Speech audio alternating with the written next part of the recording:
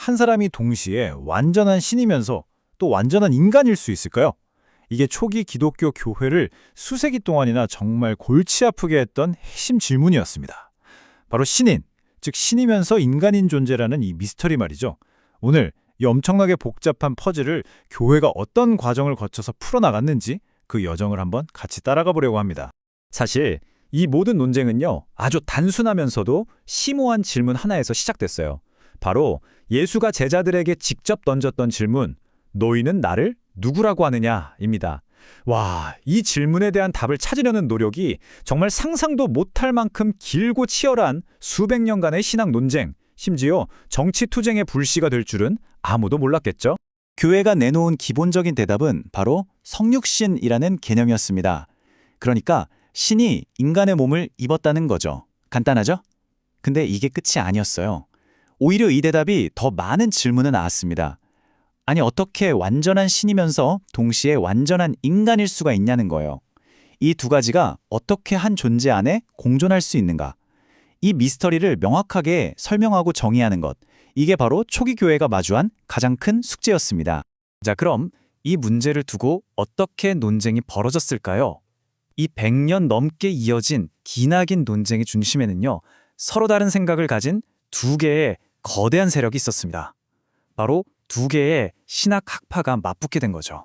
이 두 학파의 접근 방식이 정말 흥미로운데 완전히 정반대였어요.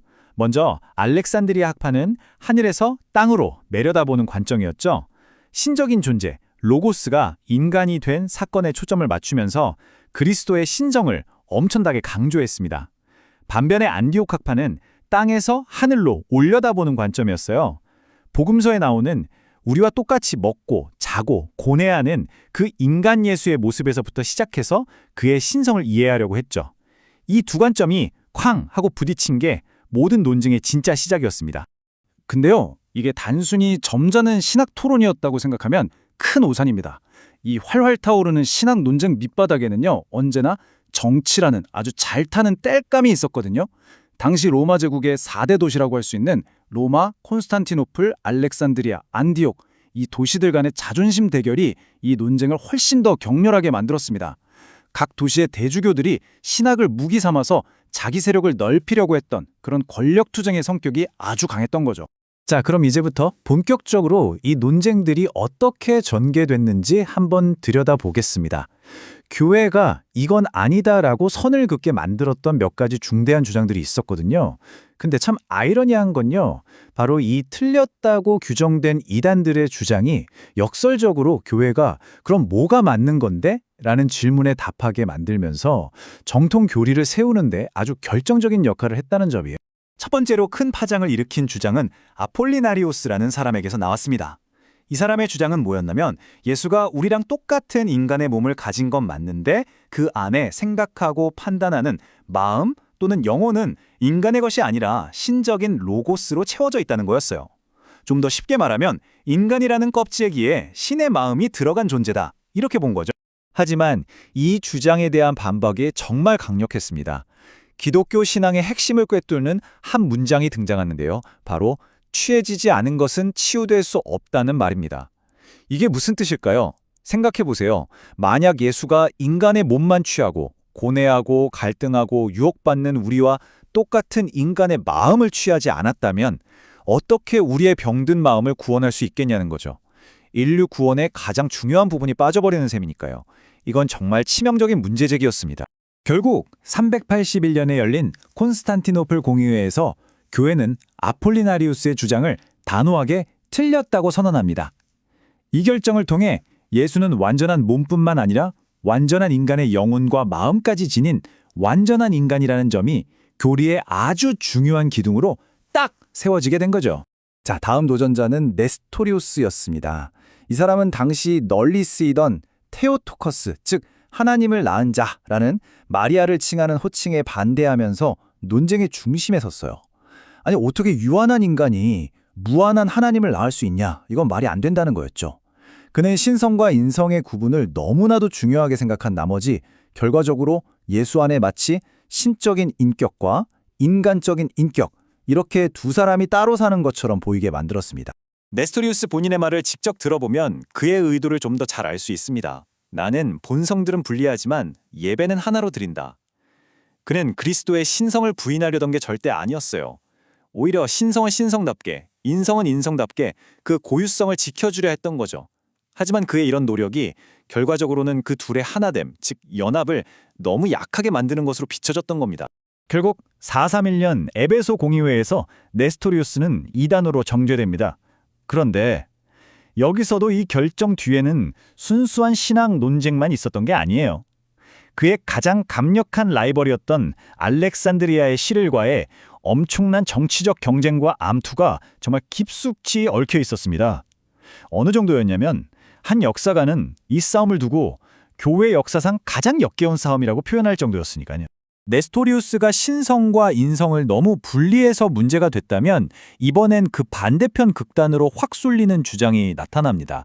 유티케스라는 사람이 나타나서 그리스도의 인간적인 본성이 그분의 신성에 완전히 흡수돼서 하나가 되어버렸다고 주장한 거죠. 그래서 이걸 단성론, 즉 본성의 하나라는 뜻의 이름으로 부릅니다. 유티케스의 생각을 가장 잘 보여주는 비유가 바로 이겁니다. 바다에 녹아든 한 방울의 꿀처럼. 한번 상상해 보세요. 거대한 바다 같은 신성 속으로 꿀 한 방울, 즉 인성이 톡 떨어져서 그냥 흔적도 없이 싹 녹아 사라져 버리는 거죠. 이렇게 되면 결국 남는 건 신성밖에 없게 됩니다. 이 비유가 굉장히 시적이고 아름답긴 한데 교회는 이걸 도저히 받아들일 수가 없었습니다. 왜냐하면 만약 예수님의 인간성이 신성에 흡수돼서 사라져 버렸다면 그분은 더 이상 우리와 똑같은 인간이라고 할 수 없잖아요. 그럼 우리 인간을 대신해서 구원의 다리가 되어줄 존재가 사라지는 거나 마찬가지입니다. 이건 기독교 구원론의 뿌리 자체를 흔드는 생각이었기 때문에 거부될 수밖에 없었던 거죠. 자, 이렇게 계속되는 혼란과 논쟁 속에서 교회는 마침내 이 모든 걸 정리할 때가 왔다고 생각합니다. 그리고 그 결전의 장소가 바로 451년에 열린 칼케돈 공의회였어요. 여기서 중요한 건 이들의 목표가 이 신비로운 미스터리를 완벽하게 설명하려는 게 아니었다는 점입니다. 그보다는 더 이상 엉뚱한 길로 빠지지 않도록 안전한 울타리를 치는 것에 가까웠죠.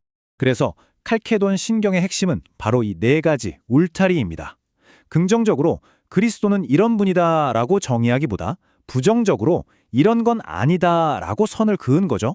첫째, 아리우스처럼 그의 신성을 부정하면 안 된다. 둘째, 아폴리나리우스처럼 그의 완전한 인성을 부정해도 안 된다. 셋째, 유티케스처럼 두 본성을 마구 섞어서 하나로 만들어버려도 안 된다. 마지막으로 네스토리우스처럼 하나의 인격을 둘로 나눠서도 안 된다. 이 네 가지 안 된다가 바로 길을 잃지 않게 만들어주는 신학의 안전 울타리였던 셈입니다. 이 울타리 안에서 마침내 정통 교리의 최종 공식이 선포됩니다. 바로 한 인격, 두 본성. 이게 좀 어렵게 들릴 수 있는데 이렇게 생각하면 쉬워요. 인격은 그가 누구인가에 대한 답이고 본성은 그가 무엇인가에 대한 답입니다. 그러니까 예수 그리스도는 하나의 인격이신데 그 안에는 완전한 신성과 완전한 인성이라는 두 가지 본성이 서로 섞이거나 나뉘지 않은 채로 온전히 존재한다는 선언이죠. 이 공식이 이후 로마 카톨릭, 동방정교회, 그리고 개신교에 이르기까지 기독교 신앙의 표준이 되었습니다. 자, 이렇게 해서 문제가 다 해결됐으면 좋았을 텐데 현실은 그렇지 않았습니다. 이 칼케돈의 해결책은 아이러니하게도 교회사 최초의 영구적인 대분열을 낳는 씨앗이 되고 말았습니다. 그 결과는 아주 뚜렷하게 나타났습니다. 431년 에베소 공의회 이후에는 네스토리우스의 가르침을 따르던 동방교회가 떨어져 나가 페르시아, 인도, 심지어 중국까지 뻗어나갔고요. 451년 칼케돈 공의회 이후에는 단성론 입장을 고수했던 이집트의 콥트 교회나 에티오피아 교회 같은 오리엔트 정교회들이 분리되어 나갔습니다. 수백 년 전의 신학적 결정 하나가 오늘날 우리가 지도에서 볼 수 있는 교파들을 실제로 만들어낸 겁니다. 결국 돌이켜보면 이 복잡하고 때로는 정말 피 튀기게 격렬했던 논쟁들은 그냥 옛날 학자들의 말싸움으로 끝난 게 아니었습니다.